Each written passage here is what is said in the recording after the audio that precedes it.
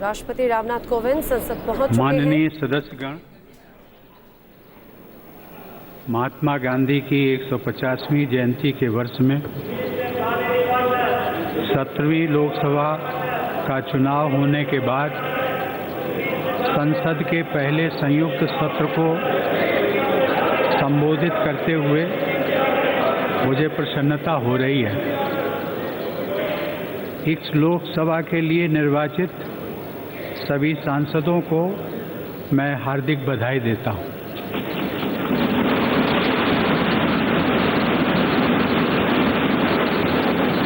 देश के 61 करोड़ से अधिक मतदाताओं ने मतदान कर एक नया कीर्तिमान स्थापित किया है और दुनिया में भारत के लोकतंत्र की साख बढ़ाई है। भीषण गर्मी में भी लोगों ने लंबी कतारों में खड़े हो रहकर अपना वोट दिया है। इस बार महिलाओं ने पहले की तुलना में अधिक मतदान किया है और उनकी भागीदारी पुरुषों के लगभग बराबर रही है। करोड़ों युवाओं ने पहली बार मतदान करके भारत के भविष्य निर्माण में अपनी महत्वपूर्ण भूमिका निभाई है। इस चुनाव की सफलता के लिए सभी मतदाता बधाई के पात्र हैं। मैं लोकसभा के नए अध्यक्ष को भी उनके इस नए दायित्व के लिए अपनी शुभकामनाएं देता हूं। विश्व के सबसे बड़े चुनाव को संपन्न कराने के लिए चुनाव आयोग की पूरी टीम को मैं बधाई देता हूं। चुनाव प्रक्रिया की सफलता में प्रशासन तंत्र के अनेक विभागों और विभिन्न संस्थानों के कर्मचारियों तथा सुरक्षा बलों का योगदान अत्यंत सराहनीय है। इस लोकसभा में लगभग आधे सांसद पहली बार निर्वाचित हुए हैं। लोकसभा के इतिहास में सबसे बड़ी संख्या में 78 महिला सांसदों का चुना जाना नए भारत की तस्वीर प्रस्तुत करता है। यह प्रसन्नता का विषय है कि भारत की विविधताओं का प्रतिबिंब इस संयुक्त सत्र में दिख रहा है। हर आयु के, गांव और शहर के, हर प्रोफेशन के लोग दोनों सदनों के सदस्य हैं। अनेक सदस्य समाज सेवा से हैं, बहुत से सदस्य कृषि के क्षेत्र से हैं, व्यापार और अर्थ जगत से हैं, तो अन्य बहुत से सदस्य शिक्षा के क्षेत्र से हैं, लोगों का जीवन बचाने वाले मेडिकल प्रोफेशन से हैं, लोगों को न्याय दिलाने वाले लीगल प्रोफेशन से हैं, फिल्म, कला, साहित्य और संस्कृति के क्षेत्रों में अपनी पहचान बनाने वाले सांसदगण भी यहाँ उपस्थित हैं। मुझे विश्वास है कि आप सभी के विशेष अनुभवों से संसद में होने वाले विचार विमर्श और समृद्ध होंगे। माननीय सदस्यगण, इस चुनाव में देश की जनता ने बहुत ही स्पष्ट जनादेश दिया है। सरकार के पहले कार्यकाल के मूल्यांकन के बाद देशवासियों ने दूसरी बार और भी मजबूत समर्थन दिया है। ऐसा करके देशवासियों ने वर्ष 2014 से चल रही विकास यात्रा को अबाधित और तेज गति से आगे बढ़ाने का जनादेश दिया है। वर्ष 2014 से पहले देश में जो वातावरण था उससे सभी देशवासी भली भांति परिचित हैं। निराशा और अस्थिरता के माहौल से देश को बाहर निकालने के लिए देशवासियों ने 3 दशकों के बाद पूर्ण बहुमत की सरकार चुनी थी। उस जनादेश को सर्वोच्च मान देते हुए मेरी सरकार ने सबका साथ सबका विकास के मंत्र पर चलते हुए बिना भेदभाव के काम करते हुए एक नए भारत के निर्माण की दिशा में आगे बढ़ना शुरू किया। मैंने इसी वर्ष 31 जनवरी को इसी सेंट्रल हॉल में कहा था कि मेरी सरकार पहले दिन से ही सभी देशवासियों का जीवन सुधारने, कुशासन से पैदा हुई उनकी मुसीबतें दूर करने और समाज की आखिरी पंक्ति में खड़े व्यक्ति तक सभी जरूरी सुविधाएं पहुंचाने के लक्ष्य के प्रति समर्पित है।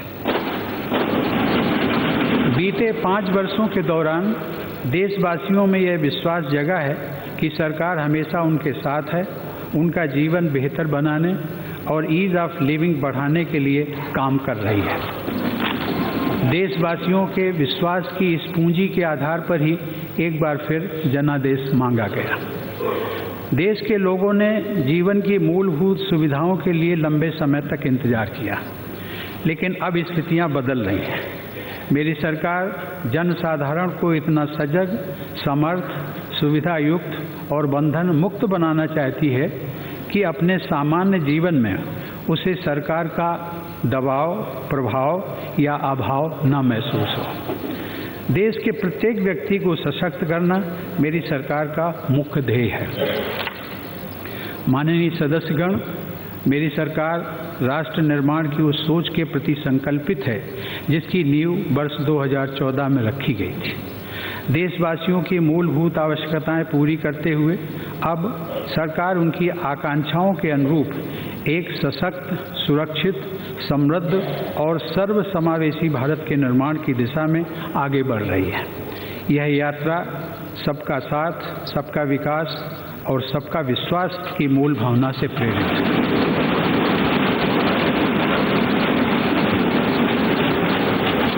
नए भारत की यह परिकल्पना केरल की महान आध्यात्मिक विभूति, समाज सुधारक और कवि श्री नारायण गुरु के इन सद्विचारों से प्रेरित है। जाति भेदम मतद्वेषम युद्धोम इल्लादे सर्वरोम सोदरत्वेन बाडुन मातृ का स्थान मानित।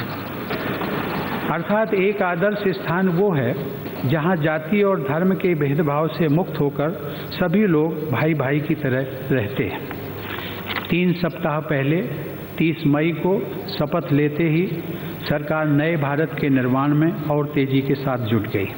एक ऐसा नया भारत जहां हर व्यक्ति को आगे बढ़ने के समान अवसर उपलब्ध हों, जहां प्रत्येक देशवासी का जीवन बेहतर बने और उसका आत्मसम्मान बढ़े, जहां बंधुता और समरसता सभी देशवासियों को एक दूसरे से जोड़ती हो, जहां आदर्शों और मूल्यों की हमारी बुनियाद और भी मजबूत बने और जहां विकास का लाभ हर क्षेत्र में एवं समाज की आखिरी पंक्ति में खड़े व्यक्ति तक पहुँचे।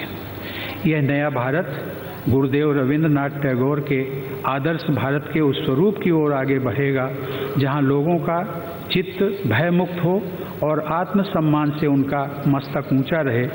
गुरुदेव के शब्दों में चित्तो जेथा भय शून्यो उच्चो जेथा शीर। माननीय सदस्यगण, हर भारतवासी के लिए ये गौरव का विषय है कि जब वर्ष 2022 में हमारा देश अपनी स्वतंत्रता के 75 वर्ष पूरे करेगा, तब हम नए भारत के निर्माण के अनेक राष्ट्रीय लक्ष्य हासिल कर चुके होंगे। नए भारत के स्वर्णिम भविष्य के पथ को प्रशस्त करना मेरी सरकार का संकल्प है। नए भारत के इस पथ पर ग्रामीण भारत मजबूत होगा और शहरी भारत भी सशक्त बनेगा। नए भारत के इस पथ पर उद्यमी भारत को नई ऊंचाइयां मिलेंगी और युवा भारत के सपने भी पूरे होंगे। नए भारत के इस पथ पर सभी व्यवस्थाएं पारदर्शी होंगी और ईमानदार देशवासी की प्रतिष्ठा और बढ़ेगी। नए भारत के इस पथ पर 21वीं सदी के लिए इंफ्रास्ट्रक्चर तैयार होंगे और शक्तिशाली भारत के निर्माण के सभी संसाधन जुटाए जाएंगे। इन्हीं संकल्पों के परिप्रेक्ष्य में 21 दिन के अल्प समय में ही मेरी सरकार ने तेजी से किसानों, जवानों, विद्यार्थियों, उद्यमियों, महिलाओं तथा समाज के अन्य वर्गों के कल्याण हेतु कई फैसले लिए हैं और उन पर अमल करना भी शुरू कर दिया है। साथ ही कई नए कानून बनाने की दिशा में भी पहल की गई है। जो किसान हमारा अन्नदाता है, उसकी सम्मान राशि की पहुंच बढ़ाते हुए अब प्रधानमंत्री किसान सम्मान निधि को देश के प्रत्येक किसान के लिए उपलब्ध कराने का निर्णय लिया गया।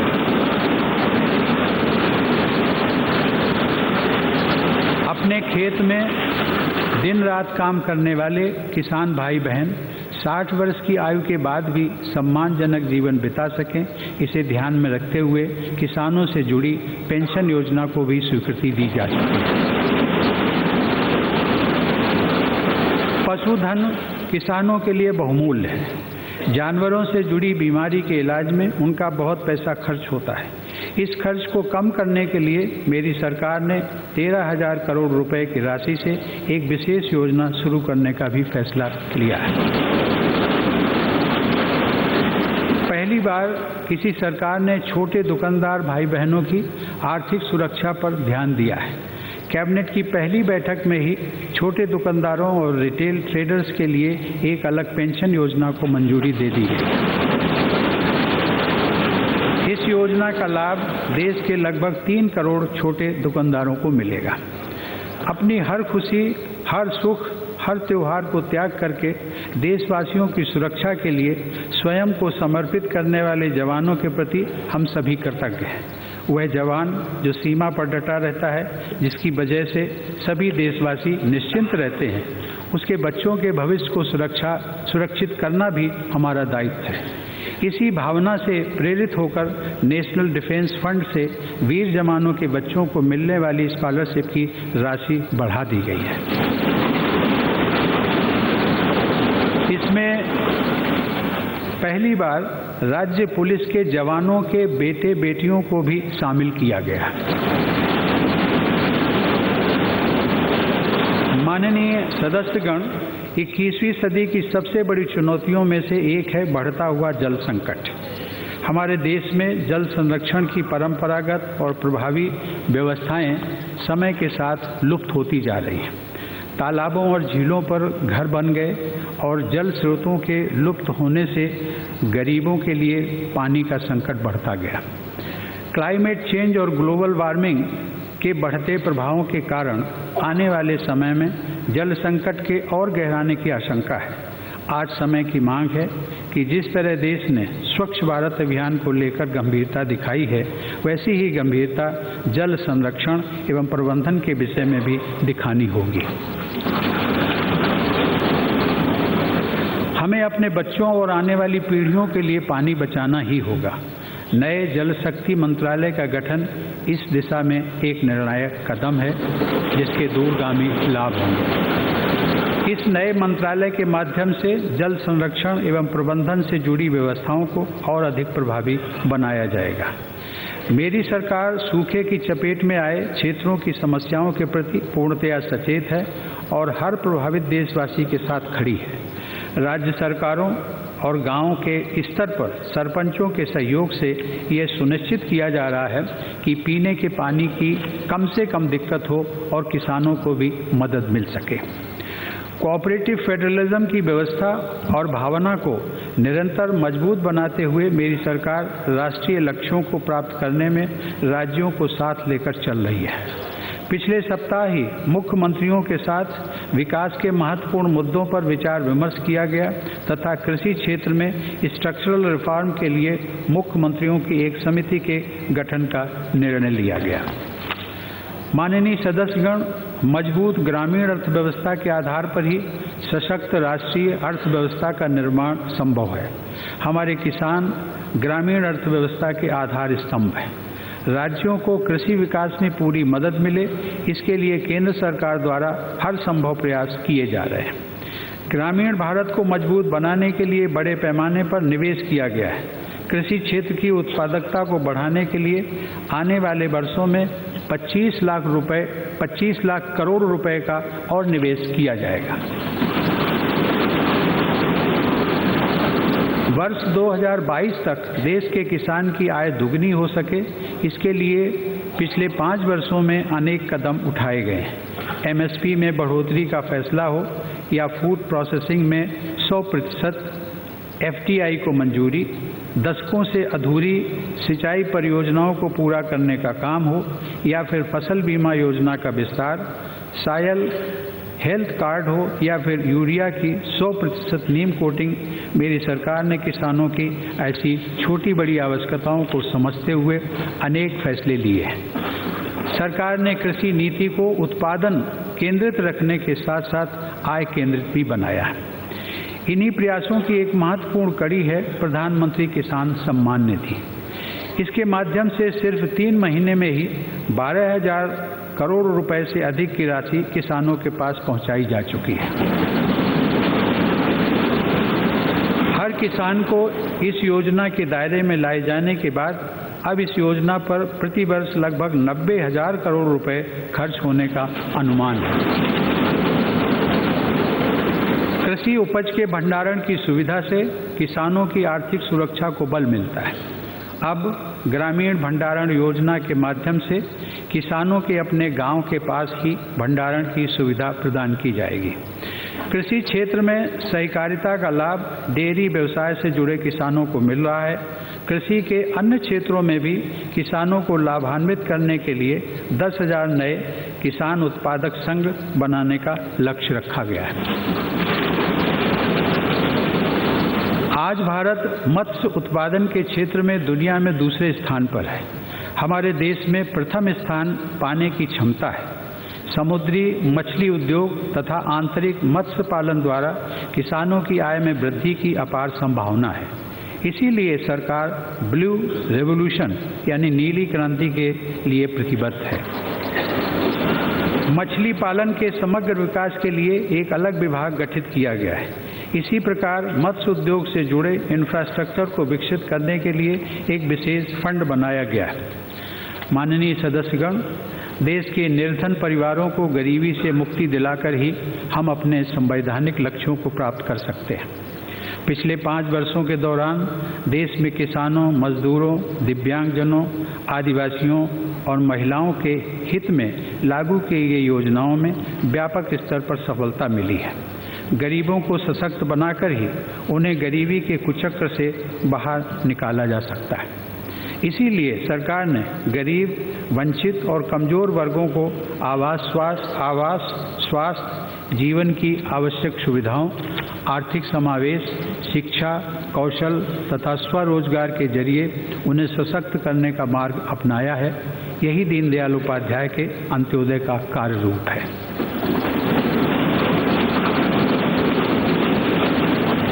देश के 112 आकांक्षी जिलों यानी एस्पिरेशनल डिस्ट्रिक्ट्स के विकास के लिए व्यापक स्तर पर कार्य हो रहा है। इन जिलों में देश के सबसे पिछड़े 1,15,000 गांव हैं। इन गांवों में शिक्षा और स्वास्थ्य सुविधाओं तथा इंफ्रास्ट्रक्चर के विकास से करोड़ों गरीब परिवारों के जीवन पर सकारात्मक प्रभाव पड़ेगा। जन धन योजना के रूप में विश्व के सबसे बड़े आर्थिक समावेशन के अभियान की सफलता के बाद मेरी सरकार बैंकिंग सेवाओं को देशवासियों के द्वार तक पहुंचाने का काम भी कर रही है। देश के गांव-गांव में और नॉर्थ ईस्ट के दुर्गम क्षेत्रों में भी बैंकिंग सेवाएं आसानी से उपलब्ध हों, इसके लिए तेजी से काम हो रहा है। इंडिया पोस्ट पेमेंट बैंक के माध्यम से देश के लगभग 1.5 लाख डाकघरों को बैंकिंग सेवाओं के लिए तैयार किया जा रहा है। हमारा लक्ष्य है कि हमारे डाकिया साथी ही चलते फिरते बैंक बनकर बैंकिंग सेवाएं घर घर तक पहुंचाएं। माननीय सदस्यगण, इलाज के खर्च से गरीब परिवार आर्थिक संकट में फंस जाते हैं।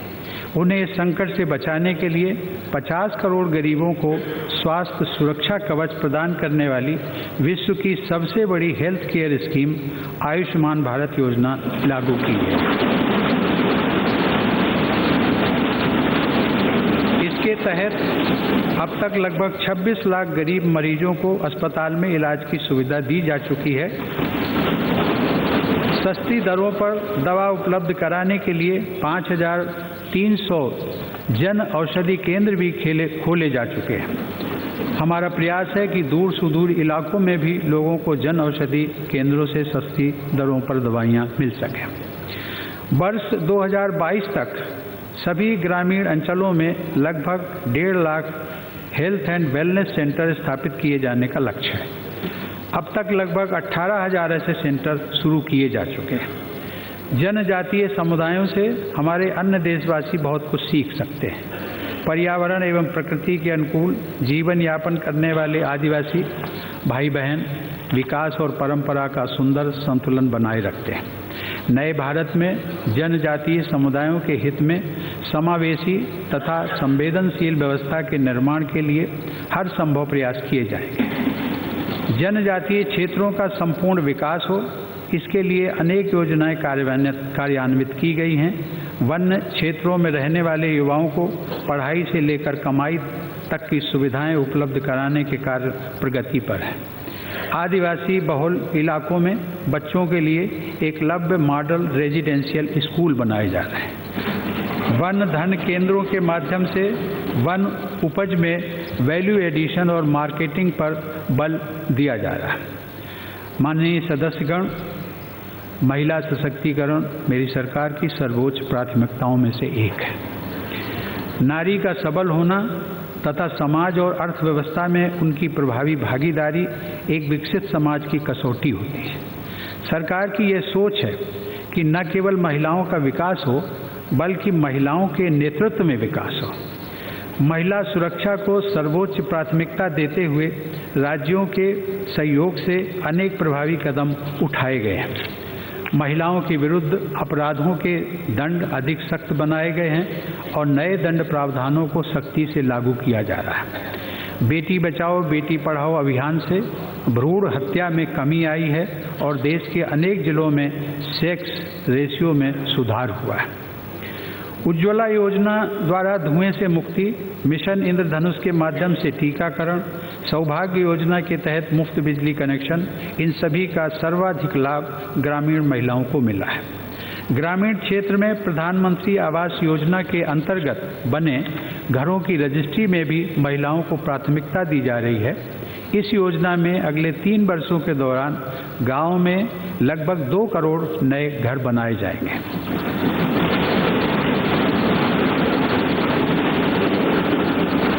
असंगठित क्षेत्र की महिला श्रमिकों के लिए भी सुविधाएं बढ़ाई जा रही हैं। दीनदयाल उपाध्याय राष्ट्रीय आजीविका मिशन के द्वारा ग्रामीण महिलाओं को स्वरोजगार के अवसर उपलब्ध कराए जा रहे हैं।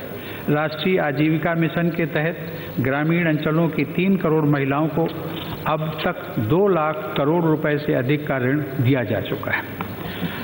राष्ट्र की प्रगति और समृद्धि में महिलाओं को समान रूप से भागीदार बनाने के लिए मेरी सरकार प्रतिबद्ध है। उद्योग और कॉरपोरेट क्षेत्र के सहयोग से महिलाओं को रोजगार के बेहतर अवसर दिलाने के प्रयास किए जाएंगे।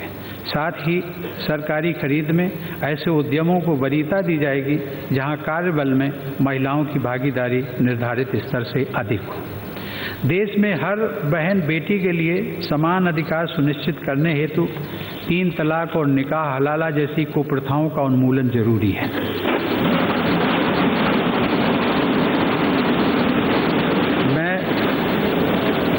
मैं सभी सदस्यों से अनुरोध करूंगा कि हमारी बहनों और बेटियों के जीवन को और सम्मानजनक तथा बेहतर बनाने वाले इन प्रयासों में अपना सहयोग दें। माननीय सदस्यगण, नए भारत के निर्माण में हमारी युवा पीढ़ी की प्रभावी भागीदारी होनी ही चाहिए। बीते 5 वर्षों में युवाओं के कौशल विकास से लेकर इन्हें स्टार्टअप एवं स्वरोजगार के लिए आर्थिक मदद देने और उच्च शिक्षा के लिए पर्याप्त सीटें उपलब्ध कराने का प्रयास किया गया है। साथ ही स्कॉलरशिप की राशि में भी 25% की वृद्धि की गई है।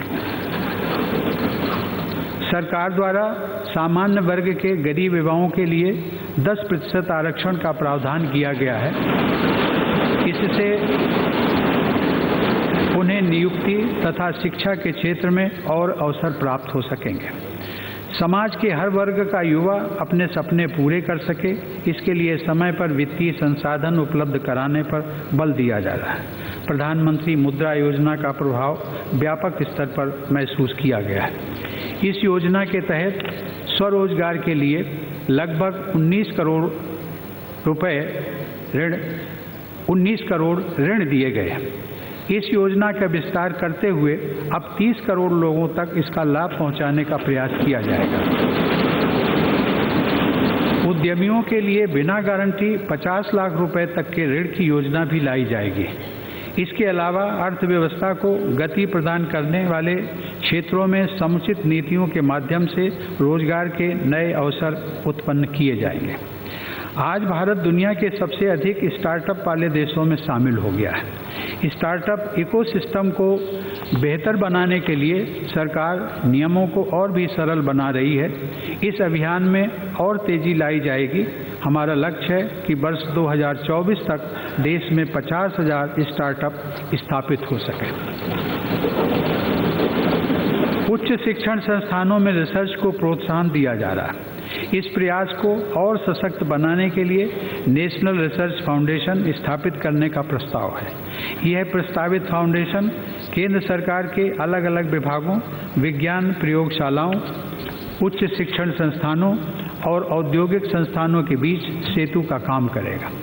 विश्व के शीर्ष 500 शैक्षणिक संस्थानों में भारत के अनेक संस्थान अपना स्थान बना सकें, इसके लिए उच्च शिक्षण संस्थानों को स्वायत्तता तथा वित्तीय योगदान के जरिए प्रेरित किया जा रहा है। मेरी सरकार देश के हायर एजुकेशन सिस्टम में सीटों की संख्या को वर्ष 2024 तक 1.5 गुना करने के लिए प्रयासरत है।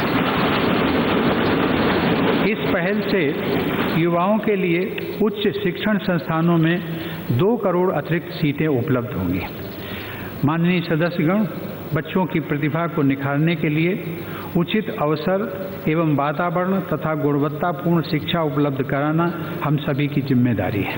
इसके लिए प्रधानमंत्री इनोवेटिव लर्निंग प्रोग्राम की शुरुआत की जाएगी। स्कूली स्तर पर ही बच्चों में टेक्नोलॉजी के प्रति आकर्षण पैदा करने के लिए इंफ्रास्ट्रक्चर तैयार किया जा रहा है। अटल इनोवेशन मिशन के माध्यम से देश भर के लगभग 9,000 स्कूलों में अटल टिंकरिंग लैब की स्थापना का कार्य तेजी से प्रगति पर है। इसी प्रकार 102 विश्वविद्यालयों तथा अन्य संस्थानों में अटल इंक्यूबेशन सेंटर बनाए जा रहे हैं। विश्व स्तर पर खेल प्रतियोगिताओं में प्रभावशाली प्रदर्शन से देश का गौरव बढ़ता है। साथ ही बच्चों और युवाओं में खेल कूद के प्रति रुचि बढ़ती है। इससे स्वास्थ्य को जीवन में प्राथमिकता देने की संस्कृति को भी बल मिलता है। भारत को विश्व स्तर की खेल शक्ति बनाने के लिए देश के दूर दराज इलाकों में रहने वाले प्रतिभावान खिलाड़ियों की पहचान और उनका पारदर्शी चयन महत्वपूर्ण है। राज्य और जिला स्तर पर खिलाड़ियों की पहचान के लिए खेलो इंडिया कार्यक्रम को व्यापक रूप देने का निर्णय लिया गया है। इसके तहत 2,500 प्रतिभावान खिलाड़ियों का चयन करके उन्हें प्रशिक्षण दिया जा रहा है। अब आने वाले हर साल में यह सुविधा 2,500 नए खिलाड़ियों को दी जाएगी। देश के खेल इंफ्रास्ट्रक्चर को आधुनिक बनाने के साथ ही उसका विस्तार भी किया जाएगा। यह आधुनिक इंफ्रास्ट्रक्चर एवं सुविधाएं खिलाड़ियों को उपलब्ध हों, इसके लिए नई व्यवस्था विकसित की जा रही है। हमारा प्रयास है कि खेल जगत में उच्च स्थान प्राप्त करके हमारे खिलाड़ी देश का गौरव बढ़ाएं। माननीय सदस्यगण, देशवासियों का जीवन बेहतर बनाने में आर्थिक विकास की सबसे महत्वपूर्ण भूमिका होती है। आज भारत विश्व की सबसे तेजी से विकसित हो रही अर्थव्यवस्थाओं में से एक है। महंगाई दर कम है, फिस्कल डेफिसिट नियंत्रण में है और विदेशी मुद्रा का भंडार बढ़ रहा है तथा मेक इन इंडिया का प्रभाव स्पष्ट रूप से दिखाई दे रहा है। अब भारत जीडीपी की दृष्टि से दुनिया की 5वीं बड़ी अर्थव्यवस्था बनने की ओर अग्रसर है।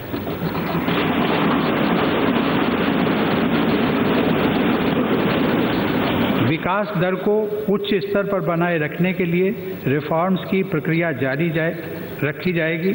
हमारा लक्ष्य है कि वर्ष 2024 तक भारत $5 ट्रिलियन की इकॉनमी बने।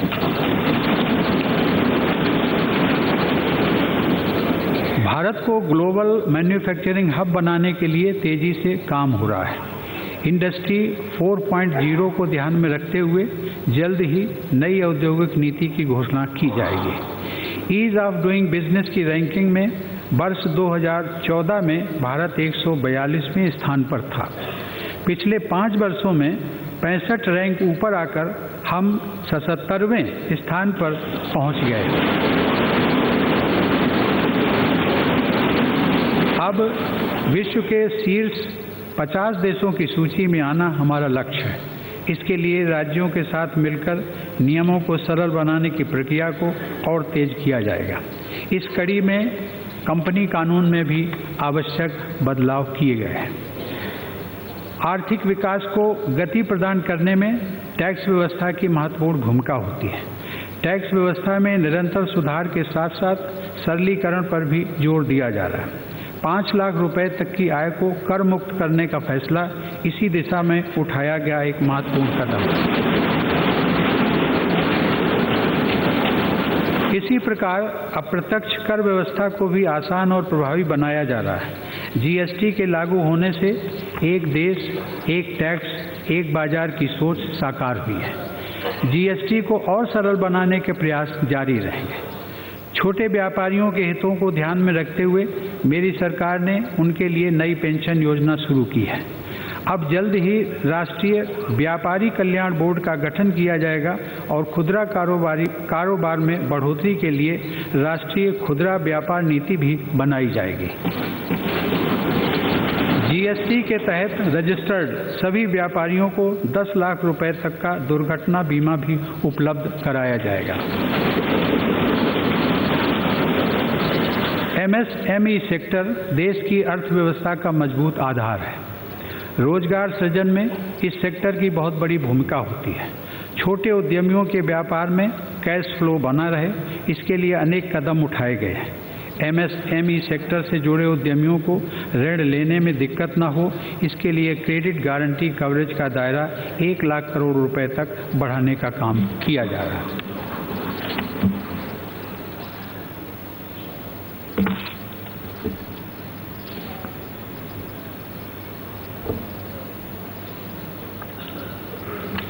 माननीय सदस्यगण, सुशासन सुनिश्चित करने से भ्रष्टाचार कम होता है, नागरिकों का आत्मसम्मान बढ़ता है और वे अपनी प्रतिभा एवं क्षमता का पूरा उपयोग कर पाते हैं। मेरी सरकार भ्रष्टाचार के विरुद्ध जीरो टॉलरेंस की अपनी कड़ी नीति को और व्यापक तथा प्रभावी बनाएगी। सार्वजनिक जीवन और सरकारी सेवाओं से भ्रष्टाचार को समाप्त करने का अभियान और तेज किया जाएगा। इसके लिए मिनिमम गवर्नमेंट, मैक्सिमम गवर्नेंस पर और अधिक बल दिया जाएगा। साथ ही ह्यूमन इंटरफेस को कम करने के लिए टेक्नोलॉजी का अधिक से अधिक उपयोग किया जाएगा। लोकपाल की नियुक्ति से भी पारदर्शिता सुनिश्चित करने में मदद मिलेगी। काले धन के खिलाफ शुरू की गई मुहिम को और तेज गति से आगे बढ़ाया जाएगा। पिछले 2 वर्ष में 4,25,000 निदेशकों को अयोग्य घोषित किया गया और 3,50,000 संदिग्ध कंपनियों का रजिस्ट्रेशन रद्द किया जा चुका है। आर्थिक अपराध करके भाग जाने वालों पर नियंत्रण करने में fugitive and economic offenders act उपयोगी सिद्ध हो रहा है। अब हमें 146 देशों से जानकारी प्राप्त हो रही है, जिसमें स्विट्जरलैंड भी शामिल है। इनमें से 80 देश ऐसे हैं जिनसे हमारा ऑटोमेटिक एक्सचेंज करने का भी समझौता हुआ है। जिन लोगों ने विदेश में काला धन इकट्ठा किया है, अब हमें उन सब की जानकारी प्राप्त हो रही है। रियल एस्टेट सेक्टर में काले धन के लेन देन को रोकने और ग्राहकों के हित की रक्षा में रियल एस्टेट रेगुलेशन एक्ट यानी रेरा का प्रभाव दिखाई दे रहा है। इससे मध्यम वर्ग के परिवारों को बहुत राहत मिल रही है। इंसॉल्वेंसी एंड बैंक्रप्सी कोड देश के सबसे बड़े और सबसे प्रभावी आर्थिक सुधारों में से एक है। इस कोड के अमल में आने के बाद प्रत्यक्ष और अप्रत्यक्ष रूप से बैंकों एवं अन्य वित्तीय संस्थानों की 3.5 लाख करोड़ रुपए से अधिक की राशि का निपटारा हुआ है। इस कोड ने बैंकों तथा अन्य वित्तीय संस्थानों से लिया हुआ कर्ज न चुकाने की प्रवृत्ति पर भी अंकुश लगाया है। डायरेक्ट बेनिफिट ट्रांसफर के तहत आज 400 से अधिक योजनाओं का पैसा सीधे लाभार्थियों के खाते में जा रहा है। पिछले 5 वर्षों के दौरान 7,30,000 करोड़ रुपए डीबीटी के माध्यम से ट्रांसफर किए गए। डीबीटी की वजह से अब तक 1,41,000 करोड़ रुपए गलत हाथों में जाने से बचे हैं। इतना ही नहीं, लगभग 8 करोड़ गलत लाभार्थियों के नाम हटा दिए गए। आने वाले समय में डीबीटी का और विस्तार किया जाएगा। मैं राज्य सरकारों से आग्रह करूंगा कि वे भी ज़्यादा से ज़्यादा योजनाओं में डीबीटी का इस्तेमाल करें। माननीय सदस्यगण, समृद्ध भारत के निर्माण में इंफ्रास्ट्रक्चर की महत्वपूर्ण भूमिका होगी। मेरी सरकार का सतत प्रयास है कि इंफ्रास्ट्रक्चर का निर्माण इको फ्रेंडली हो। हाईवे और एक्सप्रेसवे की परियोजनाओं में कंक्रीट के साथ हरियाली का भी समावेश किया जाए। बिजली की आपूर्ति के लिए सौर ऊर्जा के अधिक से अधिक उपयोग पर बल दिया जा रहा है। घरों और उद्योगों से निकले वेस्ट का उपयोग भी सड़क निर्माण में हो रहा है। 21वीं सदी की अर्थव्यवस्था में शहरीकरण की गति और व्यापकता निरंतर बढ़ेगी। शहरों और उपनगरों में अर्बन इंफ्रास्ट्रक्चर का विकास होने से आर्थिक प्रगति और रोजगार के अवसर बढ़ेंगे। मेरी सरकार आधुनिक भारत के लिए देश के गांव से लेकर शहरों तक विश्व स्तरीय इंफ्रास्ट्रक्चर और नागरिक सुविधाएं उपलब्ध कराने के लिए सतत प्रयासरत है। विशेषकर नॉर्थ ईस्ट, पहाड़ी और आदिवासी क्षेत्रों में कनेक्टिविटी सुधारने पर खास जोर दिया जा रहा है। नॉर्थ ईस्ट में रहने वाले हमारे देशवासियों का जीवन आसान बनाने के साथ ही बेहतर कनेक्टिविटी का लाभ पर्यटन, कृषि एवं अन्य क्षेत्रों को भी मिलेगा। नॉर्थ ईस्ट में जैविक खेती का प्रसार बढ़े, इसके लिए प्रभावी प्रयास किए जा रहे हैं। भारतमाला परियोजना के तहत वर्ष 2022 तक लगभग 35,000 किलोमीटर नेशनल हाईवे का निर्माण या अपग्रेडेशन किया जाना है।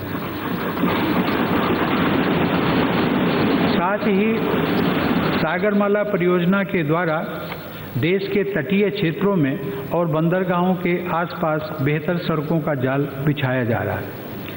सरकार हाईवे के साथ साथ रेलवे, एयरवे और इनलैंड वाटरवे के क्षेत्र में भी बड़े पैमाने पर काम कर रही है। उड़ान योजना के तहत देश के छोटे शहरों को हवाई यातायात से जोड़ने का काम तेजी से चल रहा है। शहरी ट्रांसपोर्ट इंफ्रास्ट्रक्चर आज की ज़रूरतों के साथ साथ भविष्य के लिए भी तैयार किया जा रहा है। इंफ्रास्ट्रक्चर निर्माण के साथ ही शहरों में प्रदूषण की समस्या के समाधान पर भी बल दिया जा रहा है। मेरी सरकार एक ऐसी ट्रांसपोर्ट व्यवस्था का निर्माण कर रही है जिसमें गति और सुरक्षा के साथ साथ पर्यावरण का भी ध्यान रखा जाए। इसके लिए पब्लिक ट्रांसपोर्ट को मजबूत बनाने पर विशेष बल दिया जा रहा है। अनेक शहरों में मेट्रो नेटवर्क के विस्तार में तेजी लाई जा रही है। सीमलेस मोबिलिटी के सपने को सच करने के लिए वन नेशन वन कार्ड की व्यवस्था शुरू की जा चुकी है। इसी तरह प्रदूषण रहित यातायात के लिए इलेक्ट्रिक वाहनों को प्रोत्साहन दिया जा रहा है। शहरों में इलेक्ट्रिक चार्जिंग स्टेशन बनाने का काम तेजी से हो रहा है। गैस ग्रिड और हाईवे जैसी आधुनिक सुविधाओं के विकास के कार्यों में तेजी लाई जा रही है। पीएनजी आधारित घरेलू ईंधन और सीएनजी आधारित यातायात व्यवस्था का निर्माण किया जा रहा है। आधुनिक भारत में बायोफ्यूल के निर्माण पर हमारा विशेष जोर है।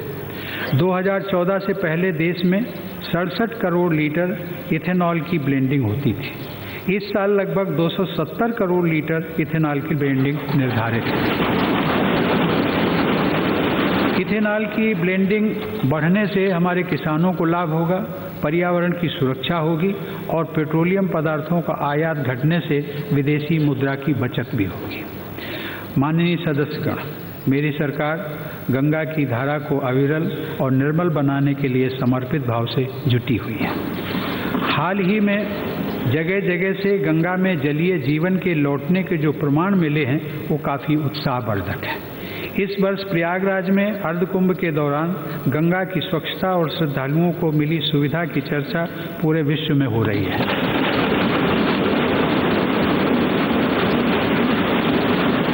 मेरी सरकार ने अर्धकुंभ के सफल आयोजन में योगदान देने वाले प्रत्येक व्यक्ति को सम्मानित करके उनका आत्मगौरव बढ़ाया।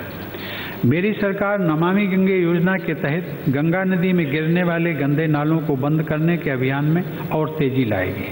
सरकार का प्रयास रहेगा कि गंगा की तरह ही कावेरी, पेरियार, नर्मदा, यमुना, महानदी और गोदावरी जैसी अन्य नदियों को भी प्रदूषण से मुक्त किया जाए।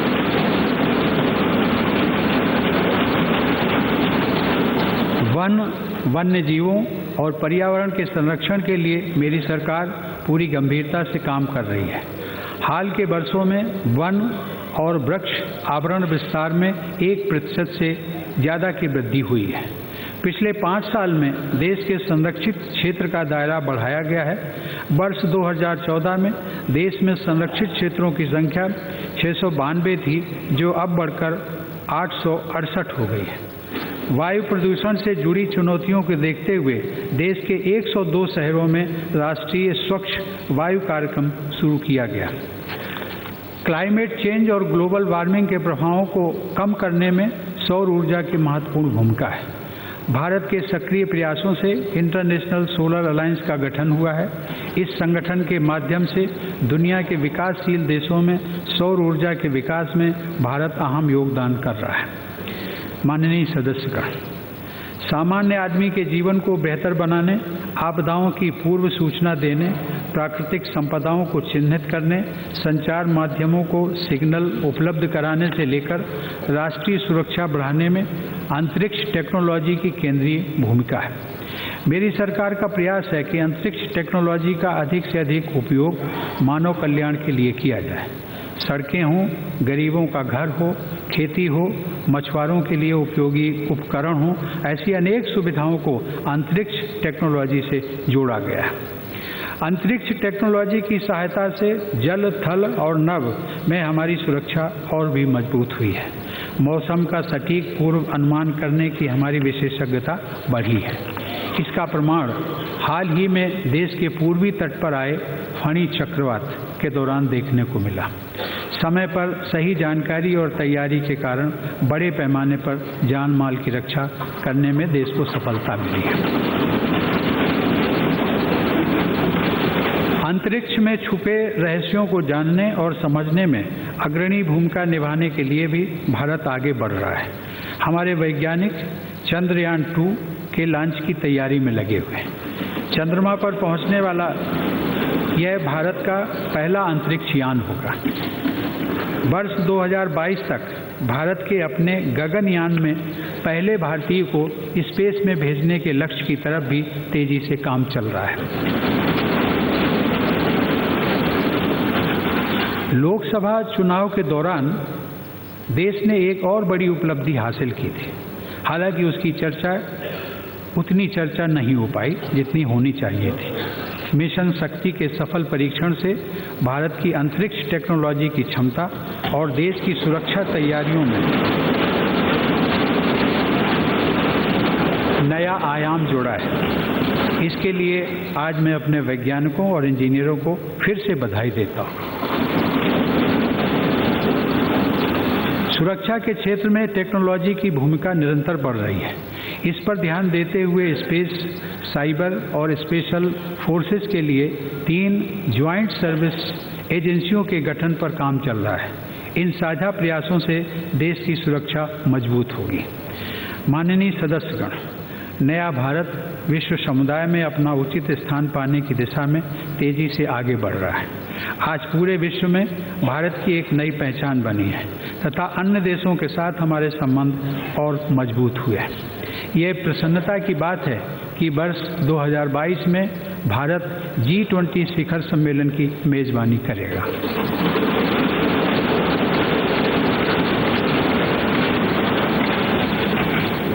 माननीय सदस्यगण, 21 जून को संयुक्त राष्ट्र द्वारा अंतर्राष्ट्रीय योग दिवस घोषित किए जाने के भारत के प्रस्ताव को विश्व समुदाय ने व्यापक और उत्साहपूर्ण समर्थन दिया। इस समय विश्व के अनेक देशों में बड़े उत्साह के साथ अंतर्राष्ट्रीय योग दिवस से जुड़े कार्यक्रम चल रहे हैं, जिसके सबसे महत्वपूर्ण आयोजन कल 21 जून को किए जाएंगे। जलवायु परिवर्तन हो, आर्थिक और साइबर अपराध हो, भ्रष्टाचार और काले धन पर कार्रवाई हो या फिर ऊर्जा सुरक्षा, हर मुद्दे पर भारत के विचारों को विश्व समुदाय समर्थन देता है। आज आतंकवाद के मुद्दे पर पूरा विश्व भारत के साथ खड़ा है। देश में बड़े आतंकी हमलों के लिए जिम्मेदार मसूद अजहर को संयुक्त राष्ट्र द्वारा अंतर्राष्ट्रीय आतंकी घोषित करना इसका बहुत बड़ा प्रमाण है।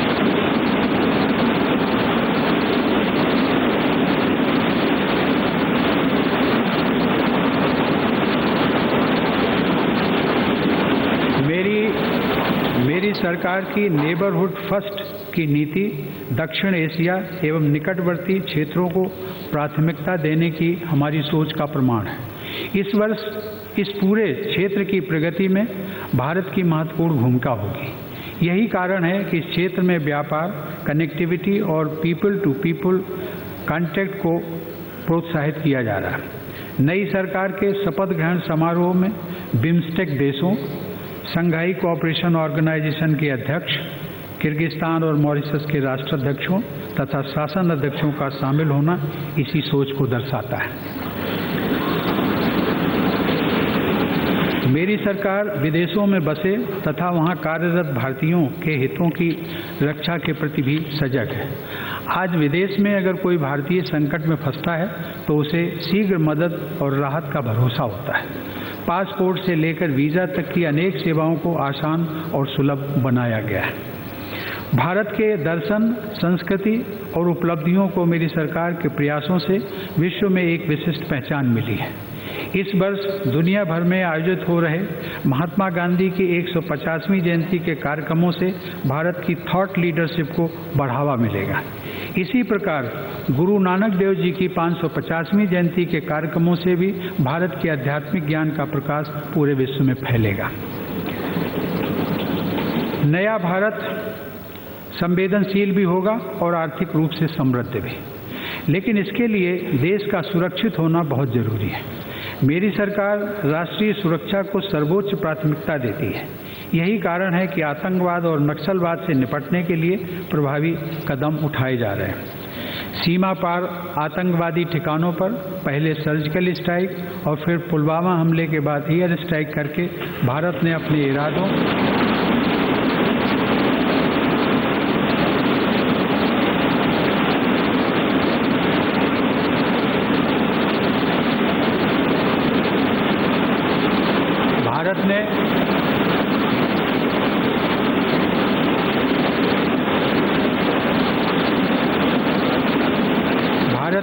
इरादों और क्षमताओं को प्रदर्शित किया है।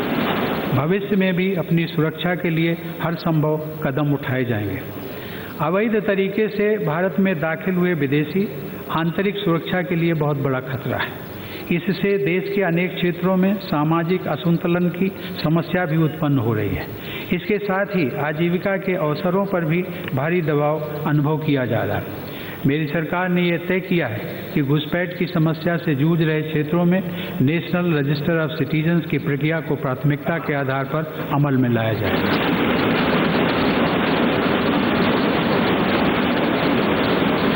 घुसपैठ को रोकने के लिए सीमा पर सुरक्षा को और सशक्त किया जाएगा। सरकार जहां घुसपैठियों की पहचान कर रही है, वहीं आस्था के आधार पर उत्पीड़न का शिकार हुए परिवारों की सुरक्षा के लिए भी प्रतिबद्ध है। इसके लिए भाषाई, सांस्कृतिक और सामाजिक पहचान को उचित संरक्षण देते हुए नागरिकता कानून में संशोधन का प्रयास किया जाएगा।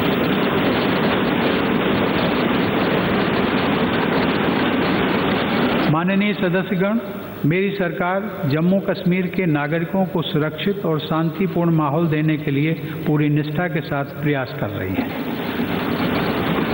वहां पर स्थानीय निकायों के शांतिपूर्ण चुनाव और हाल में संपन्न हुए लोकसभा चुनाव से हमारे इन प्रयासों को बल मिला है। मेरी सरकार जम्मू कश्मीर के विकास के लिए आवश्यक हर कदम उठाने के लिए प्रतिबद्ध है।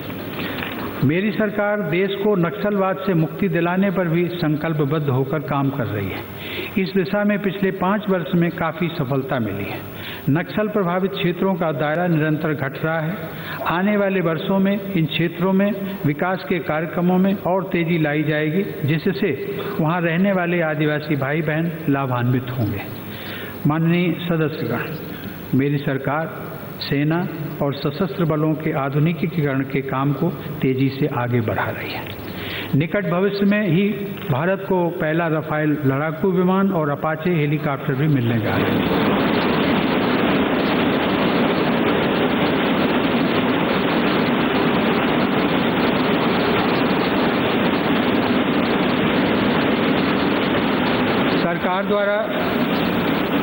सरकार द्वारा मेक इन इंडिया के तहत आधुनिक अस्त्र शस्त्र बनाने पर विशेष बल दिया जा रहा है।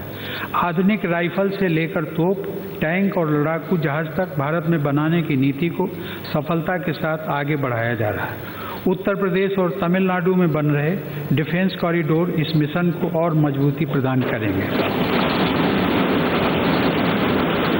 अपनी सुरक्षा आवश्यकताओं को पूरा करते हुए रक्षा उपकरणों के निर्यात को भी बढ़ावा दिया जा रहा है। सैनिकों और शहीदों का सम्मान करने से सैनिकों में आत्मगौरव और उत्साह बढ़ता है तथा हमारी सैन्य क्षमता मजबूत होती है। इसीलिए सैनिकों और उनके परिवारजनों का ध्यान रखने की हर संभव कोशिश की जा रही है। वन रैंक वन पेंशन के माध्यम से पूर्व सैनिकों की पेंशन में बढ़ोतरी करके तथा उनकी स्वास्थ्य सुविधाओं का विस्तार करके उनके जीवन को बेहतर बनाने का प्रयास किया जा रहा है।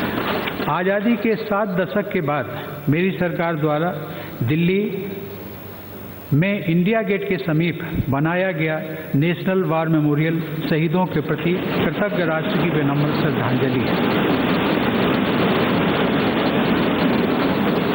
इसी तरह देश की सुरक्षा में शहीद होने वाले हमारे पुलिस बल के जवानों की स्मृति में मेरी सरकार ने नेशनल पुलिस मेमोरियल का निर्माण किया है। माननीय सदस्यगण, राष्ट्र निर्माण के पथ पर इतिहास से मिली प्रेरणा भविष्य का हमारा मार्ग और प्रशस्त करती है। इसके लिए राष्ट्र निर्माताओं की स्मृति को कृतज्ञतापूर्वक संजोना भी हमारा दायित्व है। पिछले 5 वर्षों में देश में अनेक ऐसे कार्य हुए हैं। पूज्य बापू और ऐतिहासिक दांडी मार्च के सम्मान में दांडी म्यूजियम का निर्माण किया गया। लौह पुरुष सरदार पटेल के प्रति कृतज्ञता व्यक्त करने के लिए विश्व की सबसे ऊंची प्रतिमा स्टैच्यू ऑफ यूनिटी की स्थापना की गई।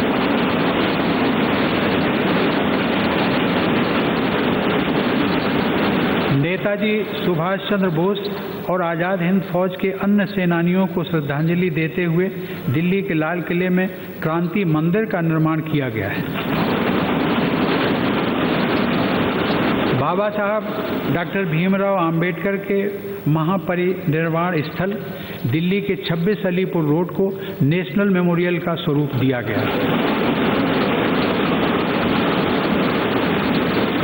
देश के सभी पूर्व प्रधानमंत्रियों के योगदान को सम्मान देते हुए दिल्ली में एक म्यूजियम का निर्माण भी किया जा रहा है। मेरी सरकार सरदार पटेल की प्रेरणा से एक भारत श्रेष्ठ भारत की भावना को और भी मजबूत बनाने के लिए प्रतिबद्ध है। इसके लिए नेशनल एम्बिशंस और रीजनल एस्पिरेशंस को महत्व देना जरूरी है। इसके लिए संवाद और सहयोग की हर संभावना को प्रोत्साहित किया जाएगा। सबका साथ, सबका विकास और सबका विश्वास की भावना पर चल रही मेरी सरकार का प्रयास है कि भारत की प्रगति यात्रा में कोई भी देशवासी छूटने न पाए। माननीय सदस्यगण, भारत को लंबे समय तक गुलामी के दौर से गुजरना पड़ा था, लेकिन उस पूरे दौर में देश में कहीं न कहीं भारतवासी आज़ादी के लिए संघर्ष करते रहे थे। आज़ादी की चाहत और उसके लिए बलिदान देने की ललक कभी कमज़ोर नहीं पड़ी। स्वाधीनता की इसी ललक ने सन 1942 में भारत छोड़ो आंदोलन का रूप लिया। तब पूरे देश ने यह तय किया था कि आज़ादी हासिल करनी ही है और उस प्रयास में अपने प्राण तक न्यौछावर कर देने हैं। उस समय हर देशवासी जो कुछ भी कर रहा था वो स्वाधीनता संग्राम में अपना योगदान देने की भावना से कर रहा था। इसी जनभावना की शक्ति से हमने 1947 में आज़ादी हासिल की थी। आज हम सब एक बार फिर इतिहास रचने के मोड़ पर खड़े हैं। हम नव युग के सूत्रपात के लिए एक नया आंदोलन छेड़ने को तत्पर हैं। हमारे आज के संकल्प ये तय करेंगे कि वर्ष 2047 में जब हम अपनी स्वाधीनता की शताब्दी मनाएंगे तब हमारे देश का स्वरूप क्या होगा। आज हमारे देश के पास स्वतंत्रता के बाद के लगभग 72 वर्ष की यात्रा के संचित अनुभव है। उन अनुभवों से सीख लेते हुए ही देश आगे बढ़ रहा है। हम सभी को इस संकल्प के साथ आगे बढ़ना है कि वर्ष 2022 में जब हम स्वाधीनता की 75वीं वर्षगांठ मनाएं तब नए भारत की हमारी परिकल्पना साकार रूप ले चुकी होगी। इस प्रकार आज़ादी के 75वें साल के नए भारत में किसान की आय दुगनी होगी, हर गरीब के सिर पर पक्की छत होगी, हर गरीब के पास स्वच्छ ईंधन की सुविधा होगी, हर गरीब के पास बिजली का कनेक्शन होगा, हर गरीब खुले में शौच की मजबूरी से मुक्त हो चुका होगा, हर गरीब की पहुंच में मेडिकल सुविधाएं होंगी, देश का हर गांव सड़क संपर्क से जुड़ा होगा, गंगा की धारा अविरल और निर्मल होगी। राज्यों के सहयोग से हम $5 ट्रिलियन की अर्थव्यवस्था बनने के लक्ष्य के निकट होंगे। हम विश्व की 3 सबसे बड़ी अर्थव्यवस्थाओं में शामिल होने की तरफ अग्रसर होंगे। भारतीय संसाधनों के बल पर कोई देशवासी अंतरिक्ष में तिरंगा लहराएगा और हम एक नई